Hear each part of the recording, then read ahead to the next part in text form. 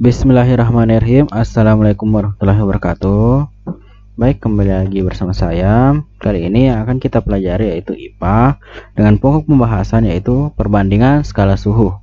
Nah, seperti yang kita ketahui ada 4 ya, skala suhu, ada Celsius, Fahrenheit, Reaumur, dan Kelvin. Nah, keempat ini bisa dibandingkan ya, antara satu sama yang lain. Nah, kita lihat. Nah, yang perlu diketahui jika kita ingin membandingkan keempat suhu ini, kita harus mengetahui terlebih dahulu yaitu titik beku dan titik didihnya. Seperti yang kita ketahui, kalau derajat Celcius, titik bekunya ada di titik 0, kemudian titik didihnya 100. Fahrenheit di titik 212, kemudian titik beku di 32. Reaumur 80 ke 0. Kemudian Kelvin 373 dan 273. Nah, kita ingin mencari perbandingan ya, perbandingan antara derajat Celcius, derajat Fahrenheit, derajat Reaumur, dan derajat Kelvin. Nah, kita lihat, kita bandingkan dulu antara titik beku dan titik didih. Nah, ternyata kita dapat 100 kalau derajat Celcius, kemudian Kelvin Fahrenheit 212 dikurang 32 itu 180. Reaumur 80. Kelvin 373 dikurang 273 itu 100 ya. Nah, ini kita bisa sederhanakan dengan masing-masing ini dibagi 20. 100 bagi 20 itu dapat 5 berbanding 9 berbanding 4 berbanding 5. Seperti itu ya perbandingan antara keempat ini. Nah, untuk lebih jelasnya kita bandingkan satu-satu ya, antara derajat Celcius ke Fahrenheit, derajat Celcius ke Reaumur, dan derajat Celcius ke Kelvin. Nah, yang pertama itu derajat Celcius ke Fahrenheit. Tadi perbandingannya itu 5 berbanding 9. Kemudian kita ketahui tadi titik bekunya di 32 derajat. Ya, 32 derajat. Nah, kita coba cari misalnya yang ditentukan itu ada derajat Celcius, misalnya T derajat Celcius sama dengan berapa derajat Fahrenheit. Nah, yang kita cari itu derajat Fahrenheit ya, berarti derajat Fahrenheit sama dengan 9, perbandingannya tadi ya, Fahrenheit itu 9 per 5 dikali berapa derajat Celcius, T derajat Celcius, kemudian ditambah ya, kita kasih kurung, ditambah 32. Nah, kita ingat ya, ini nanti 32 belakangan ya dikerjakan, kita kerjakan dulu di kurung. Ini ya rumus untuk mencari derajat Fahrenheit. Kita misalnya saya kasih contoh 45 derajat Celcius sama dengan titik-titik derajat Fahrenheit. Kita kasih masuk ke rumus. Derajat Fahrenheit sama dengan 9 per 5 dikali berapa tadi, 45 derajat Celcius ditambah 32. Oke, saya pindahkan ke sini. Ini 45 ini bisa lah ya, bagi 5. 45 bagi 5 9. 9 dikali 9 itu 81 ditambah 32. 81 ditambah 32 itu 113 derajat Fahrenheit. Nah, seperti ya.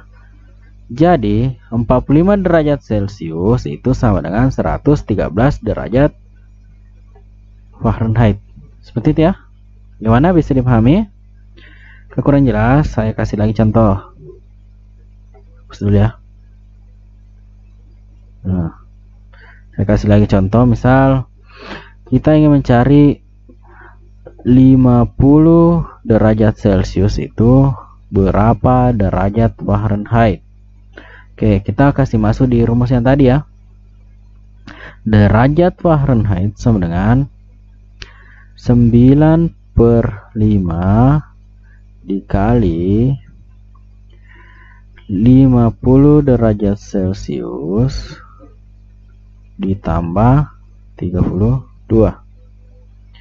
Ini mati ya. 5 10 berarti 9 kali 10 90 ditambah 32, hasilnya 122 derajat Fahrenheit. Oke, bagaimana? Bisa dipahami? 122 derajat Fahrenheit. Oke, bisa ya? Pahami? Saya kasih lagi contoh. Misalnya kita ingin mengubah derajat yang ditentukan lagi derajat Fahrenheit. Kita coba tadi, misalnya ditanyakan itu 122 derajat Fahrenheit sama dengan berapa derajat Celcius. Kalau rumusnya berarti derajat Celcius sama dengan berapa tadi? 5 berbanding 9. Berarti yang di atas itu adalah 5/9 dikali, ingat ya, T derajat Fahrenheit dikurang 32. Oke, seperti itu ya. Kita kerjakan dulu yang dalam kurung. 5/9 dikali, ini kalau kebalikannya 122 dikurang 32 sama dengan 5/9 dikali 122 dikurang 32 itu 90.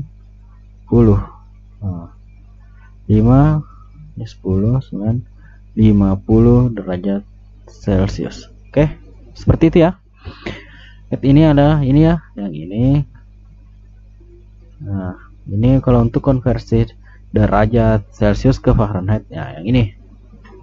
Oke, saya kasih contoh lagi supaya lebih jelas.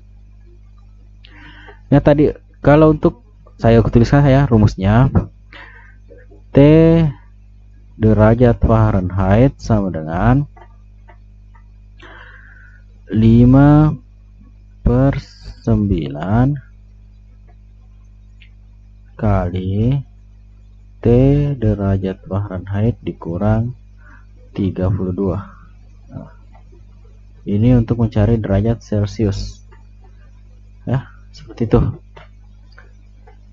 Saya kasih contoh lagi, misalnya berapa? Misalnya 212 ya, tambah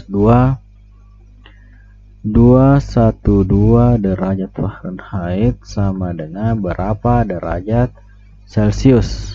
Nah, kita ubah derajat Celcius sama dengan 5/9 dikali 212 dikurang 32 sama dengan 5/9 dikali 212 dikurang 32 180. Berarti ini bisa ya, 180 bagi 9 itu dapat 20. Berarti 100 derajat Celcius. Bagaimana? Bisa dipahami antara derajat Celcius ke Fahrenheit ataupun sebaliknya. Bagaimana? Bisa dipahami? Oke, kemudian kita lanjut hubungan antara Celcius ke Reaumur. Kalau untuk Celcius tadi perbandingannya itu Celcius itu 5 ya. Itu 5, kemudian Reaumur 4. Nah, saya kasih contoh lagi. Misalnya T derajat Celcius sama dengan titik-titik derajat Reaumur. Berarti yang akan kita cari itu derajat Reaumur ya. Berarti T derajat Reaumur sama dengan, kita ambil 4/5 kali T derajat Celcius. Kenapa T T derajat Celcius karena titik bekunya antara Celcius dan Reaumur itu sama ya, di 0 derajat. Jadi kita tidak perlu lagi tambah 0 atau tambah 32 kan. Tadi kan ditambah 32 kalau Fahrenheit ya, karena memang titik bekunya di titik 32 derajat Celcius. Oke, berarti saya kasih contoh. Ini rumusnya untuk mencari derajat Reaumur. Misalnya saya ambil contoh 100 derajat Celcius, berapa derajat Reaumur? Misalnya 4/5 dikali 100 derajat. Kemudian ini berapa? 100 dibagi 5 itu dapat 20. Berarti 4 kali 2 80 derajat Reaumur. Oke, gimana? Oke, satu lagi ya contoh saya kasih, misalnya 25 ya, 25 derajat Celcius sama dengan berapa derajat Reaumur? Oke, sama dengan 4/5 dikali 25. Ini 25 bagi 5, 5 kali 4 20 derajat Reaumur. Oke, mudah ya. Oke, kita kebalikannya lagi. Kita kebalikannya derajat T derajat Reaumur ke derajat Celcius. Ini tadi 4, ini 5, ini banding 4. Berarti derajat Celcius sama dengan 5/4 dikali T derajat Reaumur. Oke, misalnya 80 derajat Reaumur sama dengan berapa derajat Celcius? Oke, 5/4 dikali 80 sama dengan 80 bagi 4 itu dapat 20. 5 kali 2 100 derajat Celcius gitu ya, didapatnya 100. Saya kasih contoh lagi, misal 40 ya. Kita ambil 40 derajat Reaumur sama dengan berapa derajat Celcius? 5/4 dikali 40 derajat sama dengan 10. 40 bagi 4 kan 10. 5 kali 10 50 derajat Reaumur. Oke, gimana bisa ya? Mudah kan? Kemudian yang terakhir, hubungan antara derajat Celcius dengan Kelvin. Nah, kalau Celcius dengan Kelvin tadi ini gampang, 5 banding 5. Kemudian titik bekunya tadi 273. Oke, 273. Kan ini sama ya perbandingannya, jadi kita tinggal jumlah saja. Misalnya T derajat Celcius mau diubah ke derajat Kelvin. Nah, tinggal kita jumlah saja ya. T derajat Kelvin sama dengan T derajat Celcius ditambah 273. Oke, saya kasih contoh, misal 100 derajat Celcius. 100 derajat Celcius sama dengan berapa derajat Kelvin? Nah, berarti derajat Kelvin sama dengan 100 ditambah 273. Jadi 373 gitu ya. Saya kasih contoh lagi yang lain, misalnya 25, misalnya 25,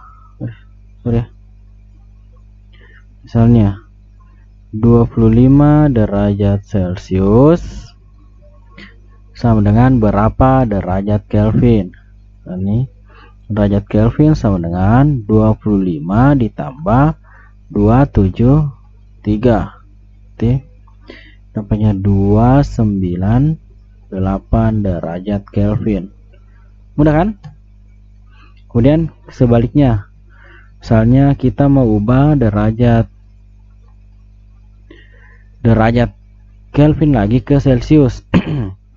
T derajat Kelvin sama dengan titik-titik derajat Celsius. Kita tinggal derajat Celsius sama dengan derajat Kelvin, kita kurangkan dengan 273.